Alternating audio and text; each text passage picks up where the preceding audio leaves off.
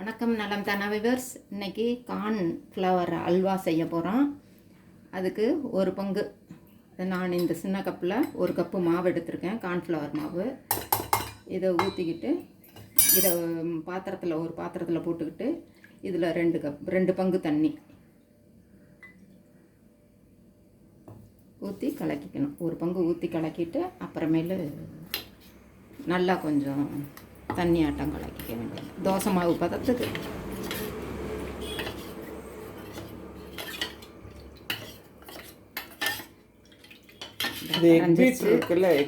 அது போடலாமே. அந்த கரைஞ்சிருச்சு உடனே அதை கூட 2 பங்கு இப்போ ஊற்றி கரைச்சி வச்சாச்சு. இப்போ இதில் பேன் எடுத்துக்கணும். இதில் அடுப்பை பற்ற வச்சு கொஞ்சம் ஃபஸ்ட் இதில் பாகு காய்ச்சிக்கலாம். பாகுன்னா அந்த சர்க்கரை போட்டு காய்ச்சிக்கலாம். அதுக்கு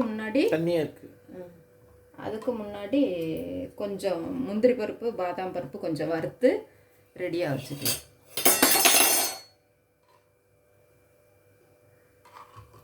ஏன்னா நான் ஒரு பாத்திரத்தில் வறுத்துக்கிட்டு இருக்கணும். அதுக்காக முந்திரி பருப்பும் பாதாம் பருப்பும் கொஞ்சம் 1-2 சின்னதாக உடச்சிட்டு இதை வறுத்து எடுத்து வச்சுக்கிட்டு இதுலேயே தண்ணியும் சர்க்கரையும் போட்டு கொஞ்சம் பிசுக்கு பதம் மாதிரி பிசுன்னு ஒட்டுற அளவுக்கு அந்த பதம் வந்தவுடனே அந்த மாவை எடுத்து அதில் கொட்டிட வேண்டியதுதான். கொட்டி கிளறிக்கிட்டே இருக்கணும். அதுக்குள்ளே மாவும் வெந்துடும், கெட்டி பதமும் ஆகிடும். நமக்கு என்ன நட்ஸ் வேணுமாலும் கலந்துக்கலாம். நான் இந்த பிஸ்தா கூட அது வறுத்த பருப்பு வாங்கியிருந்தோம். அதை 1-2 உடச்சி வச்சுருக்கேன். ஏலக்காய் தூள் வச்சுருக்கிறேன் கடைசியில் போடுறதுக்கு. இது ஈஸியாக 10 நிமிஷத்தில் செஞ்சிடலாம். பிள்ளைங்களுக்கும் ரொம்ப பிடிக்கும். சும்மா கோதுமாவு டைப்பில் இருக்கும், ஆனால் அதை விட இது கொஞ்சம் டிரான்ஸ்பரண்ட் கலருக்கு கிடைக்கும். காணே உங்களுக்கு தெரியும் எப்படி அந்த மாவு தன்மையோட ரகம். இந்த செவந்துருச்சு. இதை எடுத்து அந்த பிளேட்டில் கொட்டி கட் பண்ணுவோம் இல்லையா, அந்த பிளேட்லேயே போட்டுக்கிட்டோம்னா அந்த நெய்யும் இதுலேயே சேர்ந்துடும். அதுக்கப்புறம் இந்த நான் சிம்மில் வச்சு விட்டுருக்கேன். இன்னும் கொஞ்சம் சாப்பிட்டு அது பாதாம்லாம் கொஞ்சம் நேரம் எடுக்கும்.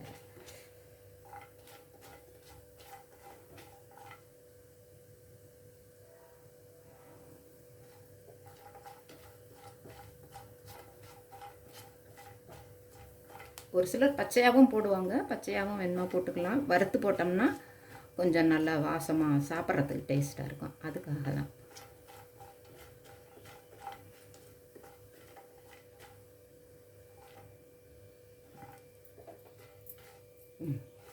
இப்போ இது போதும். இந்த தட்டில் போதும்.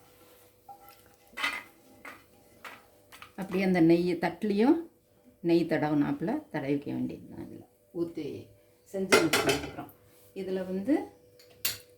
இதில் 1 கப்பு மாவு எடுத்தோமா, இதில் 1 கப்பு தண்ணி, சர்க்கரை ரொம்ப இனிப்பு வேணுங்கிறவங்க 2 பங்கு போட்டுக்கலாம். கொஞ்சமாக இனிப்பு வேணுங்கிறவங்க 1.5 கப்பு போட்டால் போதும். 1.5 கப்பு போதும் நமக்கு. 1.5 கப்பு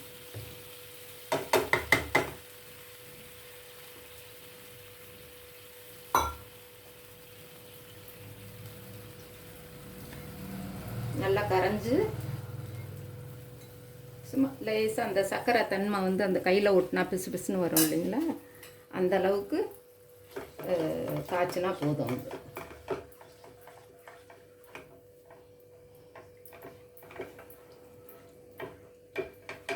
ஒரு சிட்டிகை இந்த இனிப்பு தூக்கல் கொடுக்கறதுக்கு ஒரு சிட்டிகை உப்பு அப்புறமேல போட்டுக்கலாம்.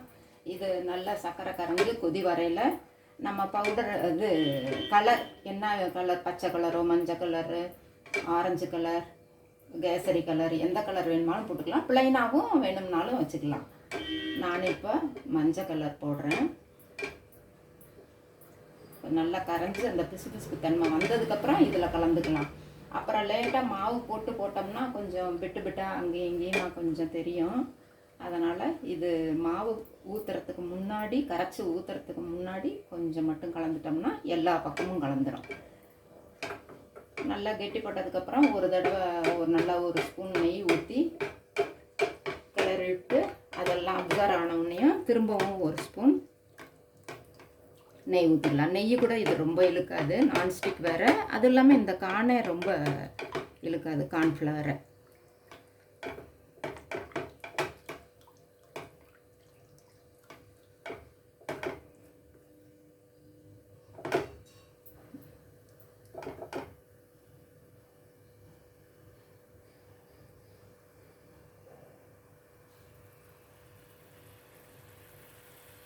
முந்திரி பருப்பு எடுத்து வச்சிருச்சு.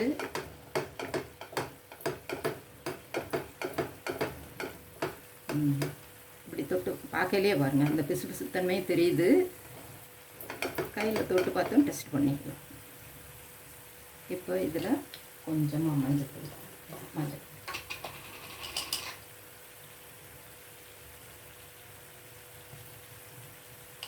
போதுங்களா?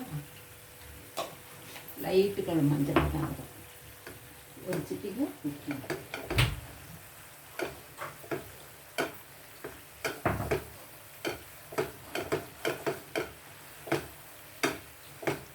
ஒரு சிட்டி.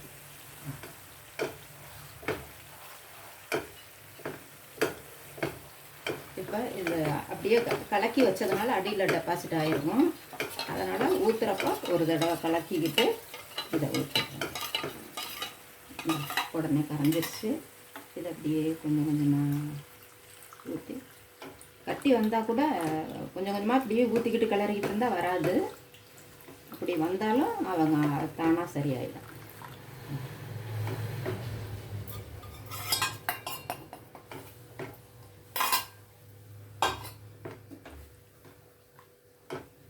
இது ஈஸியாகவும் செஞ்சிடலாம், ஒன்றும் சிரமமே இருக்காது.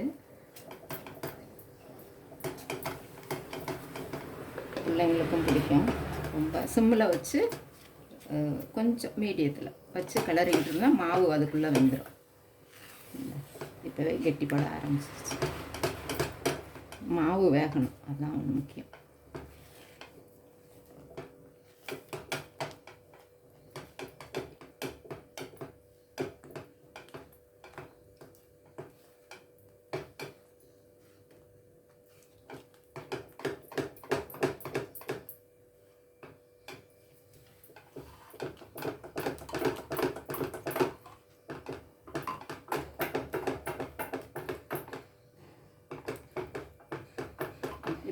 இப்போ போதுங்க. இன்னும் கொஞ்சம் நேரம் கழித்து ஒரு ஸ்பூன் ஊற்றினோம்னா அதுக்கப்புறம் எண்ணெய் வேக வேக அப்படியே நெய்யை நல்வாவில் நெய்யை கக்குன்னு சொல்லுவாங்கள்ல, அது மாதிரி திரும்பவும் இது ரிலீஸ் பண்ணும் நெய்யை.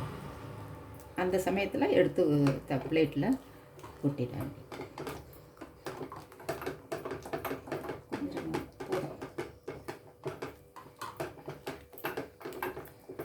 எல்லோ கலர் போட்டதுனால இந்த கலர் இருக்குது. கேசரி பவுடர் போட்டோம்னா ஒரு ஆரஞ்சு கலரில் கொடுக்கும்.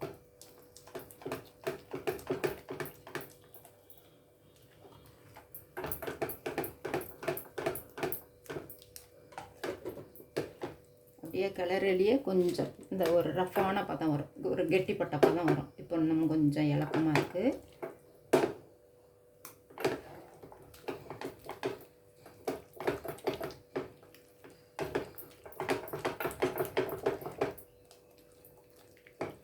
சிம்மிலேயே வச்சு செய்யணும், அப்போ தான் பொறுமையாக மாவு வேகும்.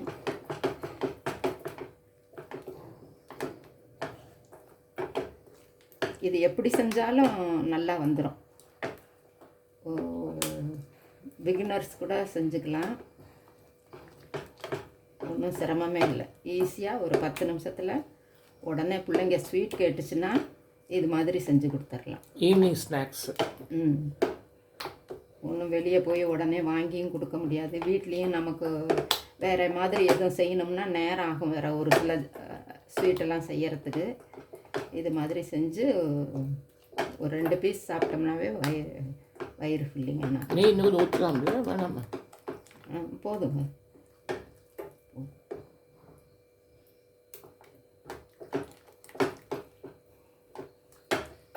நெய் ஒரு ஸ்பூன் ஊற்றலாம். ஊற்றிக்கிறீங்களா?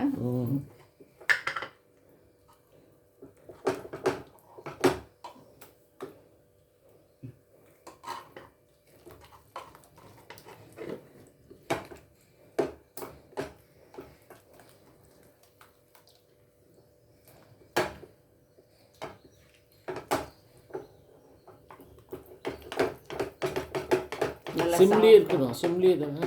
சிம்மில் தான் இருக்குது.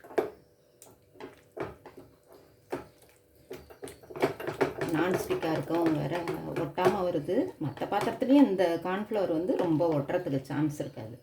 அப்படியே கைவிடாமல் கிளறிக்கிட்டே இருந்தோம்னா வெந்துருச்சுல. கலர் சேஞ்ச் ஆயிடுச்சு முதல்ல இருந்தது இல்லை.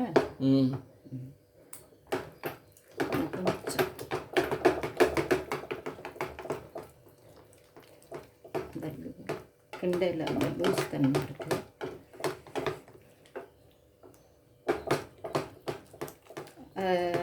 பிளேட்டில் நெய் தடவி கொட்டிட்டு நல்லா ஆறுனதுக்கப்புறம் தான் கட் பண்ணணும். போட்டுருங்க. இதையும் போட்டுருங்க.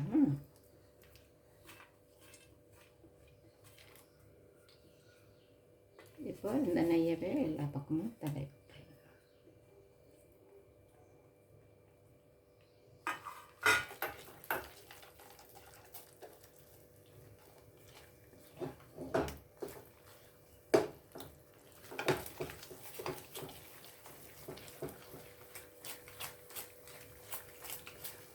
நெய் அவ்வளவும் இழுத்துருச்சு.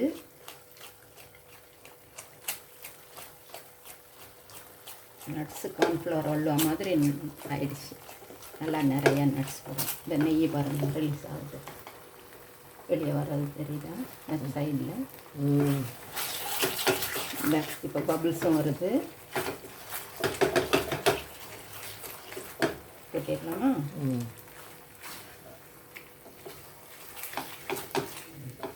ஆஃப் பண்ணிவிட்டு எடுத்து பிளேட்டில் கொட்டிடு.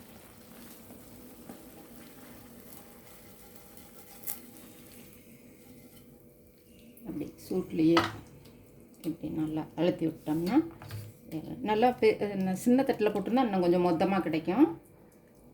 இது பெரிய தட்டில் கொஞ்சம் ரவுண்டில் போட்டாச்சு.